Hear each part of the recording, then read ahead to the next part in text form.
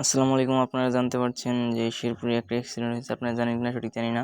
এটা সকাল ৫টার দিকে হয়েছে। এখানে দেখেন কত রক্ত বের আছে। অনেক মানুষ এখানে দেখতে আসছে। একদম চ্যাপ্টা হয়ে গেছে।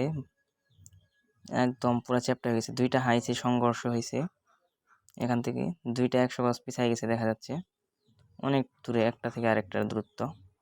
একদম আলু ভর্তার মতো হয়ে গেছে। দেখেন কত মানুষ, অনেক মানুষ দেখতে আসছে এখানে সকাল সকাল। আমরা জানতে পারছি যতটুকু ৫ জন মানুষ মনে হয় নিহত হয়েছে শেরপুর হসপিটালে। এখন পর্যন্ত তারা মারা যায়নি, বেঁচে আছে আল্লাহর রহমতে। এখন কিরকম ভাঙা গেছে, পিছনে যে প্লেয়ারগুলা থাকে এগুলা ভেঙে গাড়ি একদম গেছে।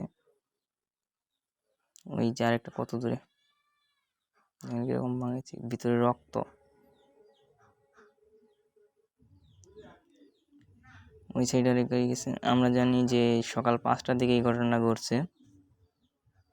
অনেক মানুষ এখানে দেখতে আসছে।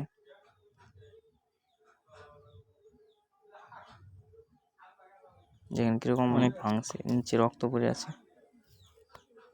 এই যে আরেকটা এই দূরে, যেখানে এটা কিরকম ভাঙা গেছে, মানে ধারণার বাইরে যে এরকম অ্যাক্সিডেন্ট হতে পারে। বিশ্বাস করা যায় না যে 2টা অ্যাক্সিডেন্ট হয়েছে। যাদের অ্যাক্সিডেন্ট হয়েছে আল্লাহ তাদের রক্ষা করুক। আমাদের দেশে প্রতিটি ড্রাইভার উচিত দেখে শুনে গাড়ি চালানো উচিত।